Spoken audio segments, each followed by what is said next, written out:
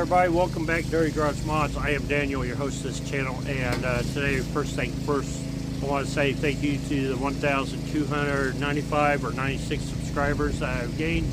Appreciate each and every one of you. Appreciate the 1,700 views that I got on my most recent short. That's awesome. And all the thousands of views and comments and everything I've gotten on all my shorts and my videos. I appreciate all of you. Today for part two, well, it's kind of like part two, of what I'm going to be doing is I'm going to be changing the thermostat housing on my 2012 Chrysler Town and Country. I'm going to bring you guys along. I'm going to try to keep this short and simple. So first things first, what you're going to do is remove your breather. And I gotta grab a tool real quick. So anyways, what you want to do is remove this hose. You don't necessarily need to be unbolt or taken off from the other side. Then you're going to do this clamp. You can undo this clamp down there as well. It's kind of a pain in the butt because it's underneath the firewall, but what I like to do is just try to keep it as simple as possible and get the lock undone.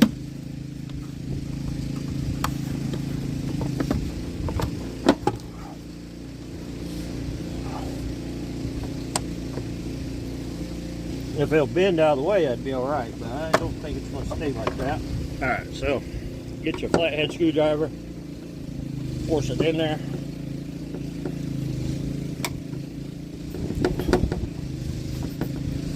And there you go. It pops that off.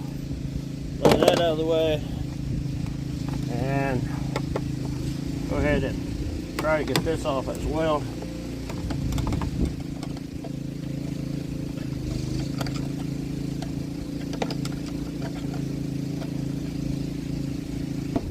There you go. Get that hose out of the way. Probably be easier for some of you, but this here was just a pain in the butt. Take your air filter out. I like to look it over. It is dirty, but we'll clean up and be reused. Do good things. What you're going to have to do next is remove this and this here.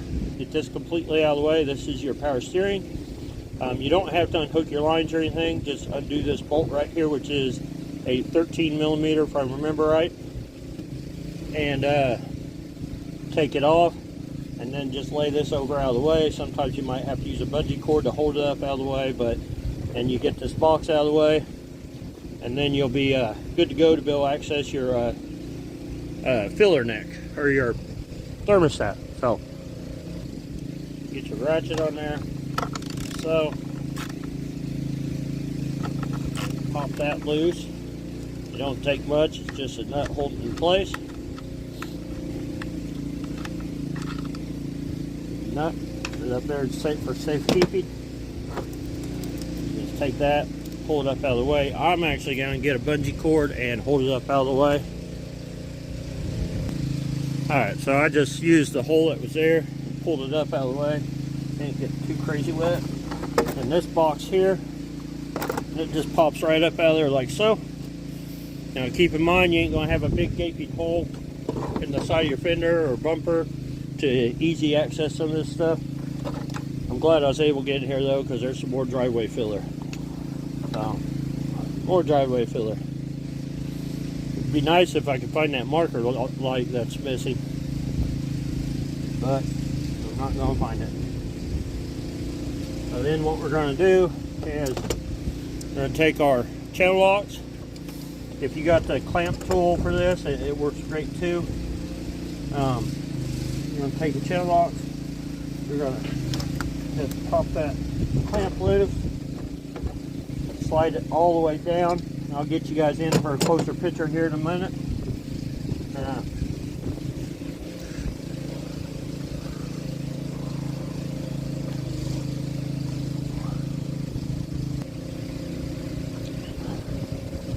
I'll be right back.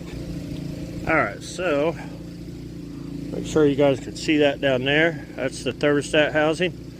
And what we're going to be doing is we are going to be replacing it with a brand new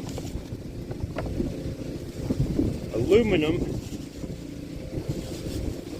thermostat housing. So this one already comes with a seal on it. Shouldn't need to use a new sealant. I looked up online, it says that's kind of an optional thing, so up to you guys if you decide to use it or not. But I may use a little bit around the screws, where the screws go, and that'll probably be it. So anyways, I will cut here. Let's see here. So what it's going to take to get this off is actually going to be rather simple. It is going to be our favorite socket that, you know, gets lost in everybody's toolbox. It's going to be a 10 millimeter.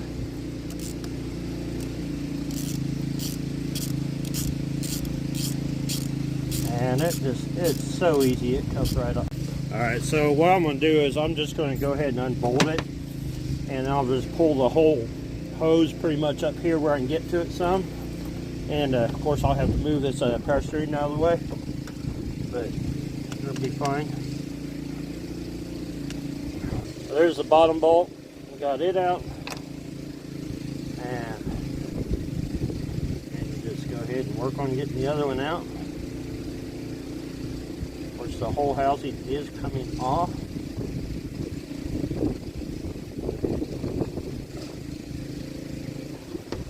Got that out. And what I'm going to do is I'm going to release the power steering pump from over here. Get it out of my way. Hey. Oh, there it is. Well, that explains my problem. Thermostat just literally fell apart as I was taking it out of the thermostat housing. It shouldn't have fell out of there. So that definitely answers that problem. That's the reason for the overheating. Or not overheating, like it wasn't overheating, but it was yeah, throwing the temp sensor, that's what it's doing.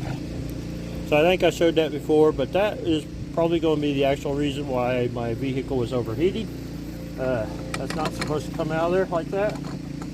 But what I'm going to do is I'm going to slip this back in the hose and then put the clamp back on, and that way I don't have to fight with it and get this together once and for all. What you want to do is just slip it back on there like so. I'm not going to attach the clamp until I have it positioned right down there. We'll go ahead and inspect the hose. Just looks like there's a little bit of rubber rash from the tire from probably when I had my accident. So not a big deal. It's pretty bright out here, but when you get down in here, it's not so bright. So I want to get a little bit of light put on there. See what is going on. Alright, so I am going to take you guys down in there and show you. So, I don't know if you can see it right there where it's dripping. So, that's where all my antifreeze came from. And then I'll show you this old housing. So you see how it's missing the thing, you'll see it on the new one. So it's missing, the spring actually fell down in the van. It's missing this metal clip here that holds it in place. So that's probably my original problem. Probably more that than the thermostat temp sensor, but hey, I got a good video out of it, and it need to be replaced. So anyways, I'll cut back in here in a minute once I start getting this lined up. Alright, so the process of putting it back together is just reversing everything that you've done prior. Now, the reason why I left the clamp loose on the hose is because I knew I would have to adjust the housing to go back together properly. And I did switch to the aluminum housing, which if I can link that get you an Amazon link, I will do so. I do not have an affiliate account, so I'll do my best to get what I can. It may take me a day or two to get that lined out because I'll have to do that on my laptop. But